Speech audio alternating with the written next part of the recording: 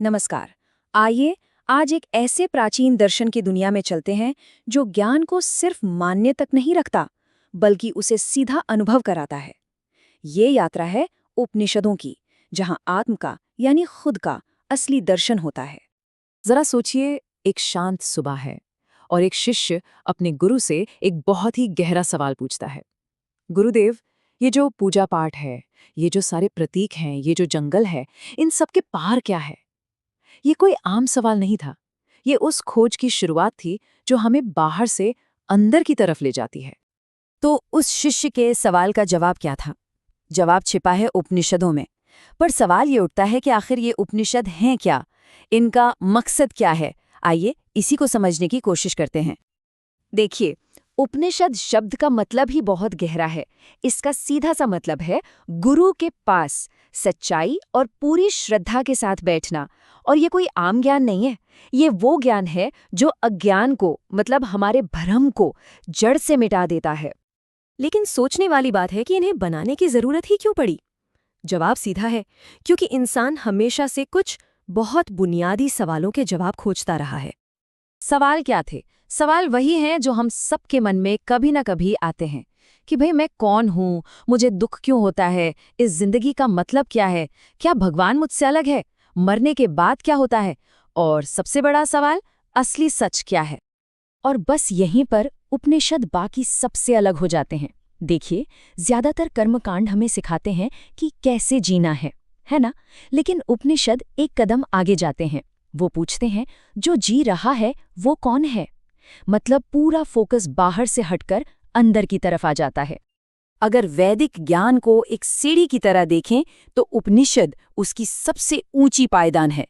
ये यात्रा शुरू होती है संहिताओं के मंत्रों और कर्म से, फिर ब्राह्मण ग्रंथों में उन कर्मों पर सोच विचार होता है, उसके बाद आरण्यक में ध्यान की अवस्था आती है, और आखिर में सबसे ऊपर उपनिषद हैं, जहां सिर्फ और सिर्फ सत्य का साक्षात्कार होता है। चलिए अब आते हैं उस सबसे बड़े रहस्य पर, उस एक सच पर जो हर उपनिषद के दिल में बसा है। एक ऐसा सच जो सब कुछ बदल देने की ताकत रखता है। तो गुरु अपने शिष्य को देखते हैं और कहते हैं, एक राज की बात है जो हर उपनिषद बताता है। ये कोई किताबी ज्ञान नहीं, बल्कि एक बहुत बड़ा खुलासा है। और वो पूरा राज बस इन 3 शब्दों में समाया हुआ है, तत् त्वम असि। इसका मतलब क्या है? इसका मतलब है तुम वही हो। मतलब जिस भगवान को, जिस परम सत्य को हम बाहर मंदिरों में, मूर्तियों में ढूंढते फिरते हैं, वो कहीं और नहीं, वो हमारे अंदर ही है। वो हमसे अलग नहीं, बल्कि हमारा असली रूप, हमारा सच्चा स्वरूप ही है। तो एक तरह से उपनिषद हमें एक फाइनल इक्वेशन देते हैं। एक तरफ है आत्मन, मतलब हमारी अपनी आत्मा, हमारा अंदर का मैं, और दूसरी तरफ है ब्रह्म, यानी वो परम शक्ति, एब्सोल्यूट रियलिटी। उपनिषद कहते हैं कि ये दोनों अलग नहीं हैं, इनके बीच में बराबर का निशान है, आत्मन ही ब्रह्म है। अब इसी एक सच को पक्का करने के लिए वेदों से 4 महावाक्य लिए गए हैं, मतलब 4 ग्रेट सेंटेंसेस। कमाल की बात यह है कि ये चारों अलग अलग उपनिषदों से हैं, पर इशारा एक ही सच की तरफ करते हैं। पहला महावाक्य है प्रज्ञानम ब्रह्म। इसका सीधा सा मतलब है कि जो चेतना है, जो कॉन्शियसनेस है, वही ब्रह्म है। ये जो एब्सोल्यूट रियलिटी है ना, वो और कुछ नहीं, बस प्योर अनलिमिटेड कॉन्शियसनेस है। फिर आता है दूसरा महावाक्य, अहम ब्रह्मास्मि। ये उसी सच का फर्स्ट पर्सन डिक्लेरेशन है, मैं ब्रह्म हूं। ये मानना नहीं, बल्कि ये महसूस करना कि मेरा असली रूप वही परम चेतना है। तीसरा तो वही है जिसके बारे में हमने अभी बात की, तत् त्वम असि। ये वो इंस्ट्रक्शन है जो गुरु अपने शिष्य को देता है, तुम वही हो। एक तरह से ये एक रिमाइंडर है कि तुम भी वही ब्रह्म हो। और चौथा महावाक्य है अयम आत्मा ब्रह्म। ये एकदम साफ साफ कंफर्म करता है कि ये जो आत्मा है यही ब्रह्म है।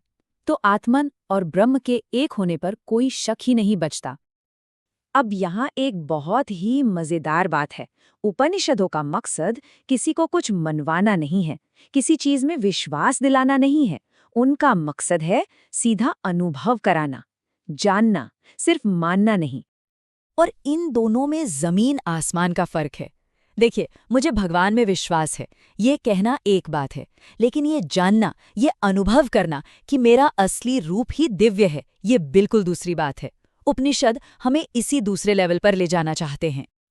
अब ये बात थोड़ी मुश्किल लग सकती है, तो इसको समझाने के लिए छांदोग्य उपनिषद में एक बहुत खूबसूरत कहानी है। कहानी एक पिता और बेटे की है। पिता ने क्या किया, उन्होंने पानी में नमक घोल दिया और फिर अपने बेटे से कहा, जाओ इस पानी में से नमक ढूंढ कर लाओ। अब आप ही सोचिए, नमक तो पूरी तरह घुल चुका था, वो कहाँ मिलता? तो बेटे ने पानी को चखा और जवाब दिया, पिताजी, ये तो हर जगह है, पानी की हर बूंद में है, लेकिन दिखाई नहीं दे रहा। और यही वो बात थी जो पिता सिखाना चाहते थे। उन्होंने कहा, बेटा, आत्मा भी बिल्कुल इसी नमक की तरह है, वो हर जगह है पर दिखाई नहीं देती, लेकिन वो असली है, वो रियल है। ठीक वैसे ही जैसे नमक पानी की हर बूंद में मौजूद है, आत्मा भी इस पूरी कायनात के कण कण में है। तो आखिर में उपनिषदों का सबसे बड़ा वादा क्या है? वो कहते हैं, ब्रह्मविद ब्रह्मैव भवति, यानी जो ब्रह्म को जान लेता है वो खुद ब्रह्म बन जाता है। देखिए, उपनिषद किसी स्वर्ग या जन्नत का वादा नहीं करते, वो जागने का वादा करते हैं, अवेकनिंग का। वो ये जानने का वादा करते हैं कि हम पहले से ही पूरे हैं, पहले से ही आज़ाद हैं।